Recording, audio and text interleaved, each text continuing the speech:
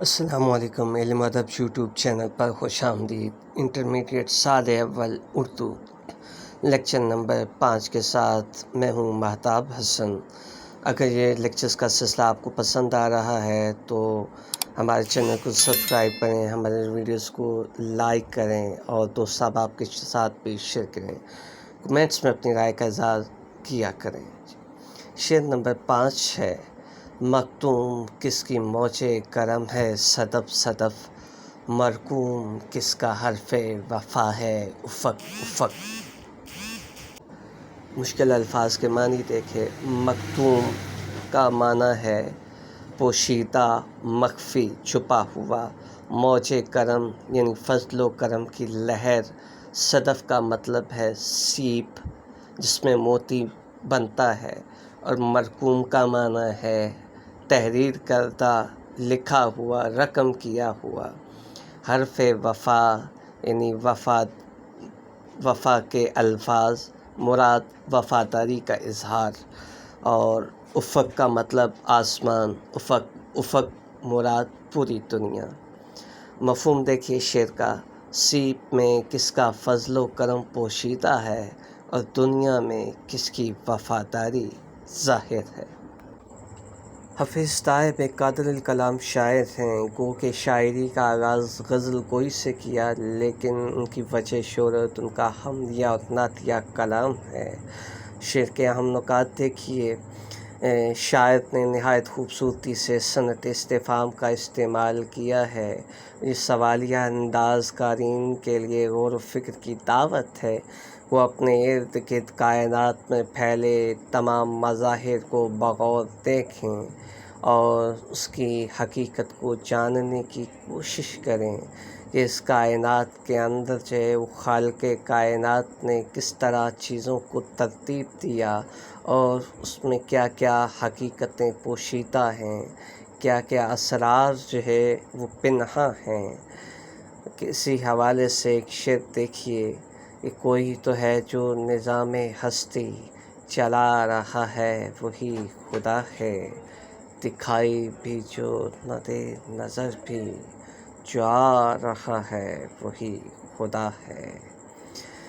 شاعر نے یہاں قدرت الہی کا اظہار کیا ہے کہ جب انسان اپنے ارد گرد مظاہر فطرت کو دیکھتا ہے تو یہ مظاہر فطرت اسے اپنے تخلیقات کی جانب جو ہے وہ لے جاتے ہیں۔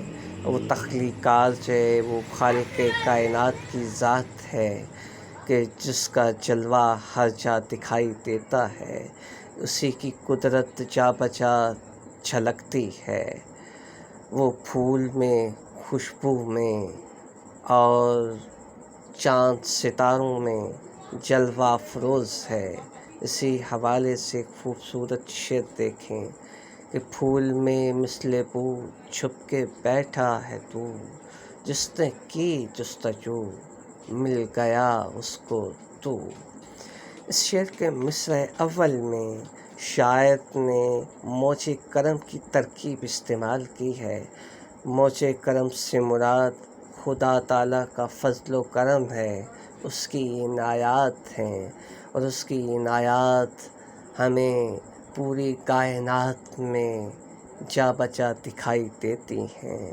اس نے جتنی مخلوقات پیدا کی ان تمام مخلوقات کے رزق کا ذمہ اپنے سر لیا ہے، اور وہی تمام مخلوقات کو پالنے والا ہے، تمام کی ضروریات کو پوری کرنے والا ہے، اور اسی کے فضل و کرم سے تمام چیزیں رواں دواں ہیں۔ پوری کائنات میں اسی کا فضل و کرم بٹ رہا ہے۔ اس کی فضل اور کرم اور مہربانی کے بغیر کچھ بھی ممکن نہیں۔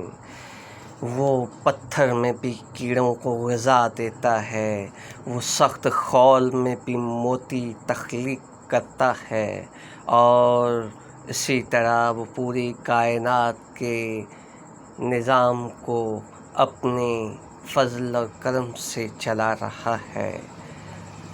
اس کی نعمتوں کا کوئی شمار نہیں، اور اگر کوئی نعمتیں شمار کرنا چاہے تو وہ کبھی بھی شمار نہیں کر سکتا۔ خالق کائنات نے اپنے کلام میں خود فرمایا، وَإِن تَعُدُّوا نِعْمَتَ اللَّهِ لَا تُحْصُوهَا۔ ارشاد باری تعالیٰ ہے، اگر تم اللہ کی نعمتوں کو گننا چاہو تو تم انہیں شمار نہ کر سکو گے۔ زیر زمین موجود تمام معدنیات اور اسی طرح کائنات میں بکھرے تمام موتی، ہیرے، جواہرات یہ خالق کائنات کے فضل و کرم اور عنایات کا مظہر ہیں۔ دوسرے مصرع میں شاعر نے حرف وفا کا تذکرہ کیا ہے، یعنی وفاداری کا ذکر۔ یہاں خالق کائنات کی وفاداری کا اظہار ہوا ہے کہ اللہ تعالیٰ نے یہ کائنات تخلیق کی، اس میں جتنی مخلوقات پیدا کی وہ تمام مخلوقات کو رزق عطا کرنے والا ہے، وہ سب کو اپنی نعمتوں سے نوازتا ہے، کسی کو بھی اپنے فضل اور کرم سے، اپنے عنایات سے محروم نہیں رکھتا۔ کوئی اس کو مانے، اس کی ذات کو تسلیم کرے، ایمان لائے یا ایمان نہ لائے، اس کے وجود کا انکار کر دے تو پھر بھی وہ اپنے فضل و کرم اور عنایات سے کسی کو محروم نہیں رکھتا۔ اس کے ہاں کوئی تفریق اور تخصیص نہیں ہے کہ وہ کسی کو اپنی نعمتیں عطا کرے اور کسی کو اپنی فضل اور کرم سے بالکل محروم کر دے، کسی کو رزق عطا نہ کرے، ایسا اس کے ہاں کوئی تصور نہیں ہے۔ اس کا رزق سب تک پہنچ رہا ہے، وہ ہر ایک کو اپنی فضل سے نواز رہا ہے، اپنی نعمتوں سے نواز رہا ہے۔ یہی خالق کائنات کی وفاداری ہے کہ اس نے جس جاندار کو تخلیق کیا وہ اس کو رزق عطا کرنے والا ہے اور اس کو رزق عطا کرتا ہے۔ کوئی انسان اس کے وجود کا انکار بھی کرتے تو وہ اس کو اپنی نعمتوں سے محروم نہیں رکھتا بلکہ اس کو بھی عطا کرتا ہے۔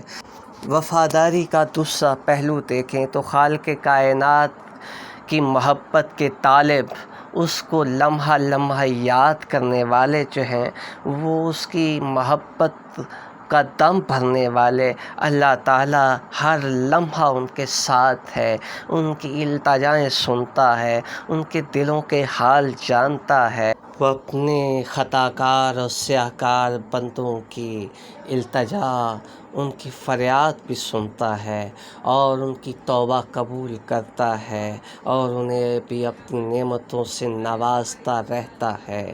یہی خالق کائنات کی وفاداری ہے کہ وہ دنیا کے انسانوں کی طرح ایک غلطی پر، ایک خطا پر دھتکارتا نہیں ہے، بلکہ اس کی رحمت اور کرم کے دروازے ہمیشہ کھلے رہتے ہیں۔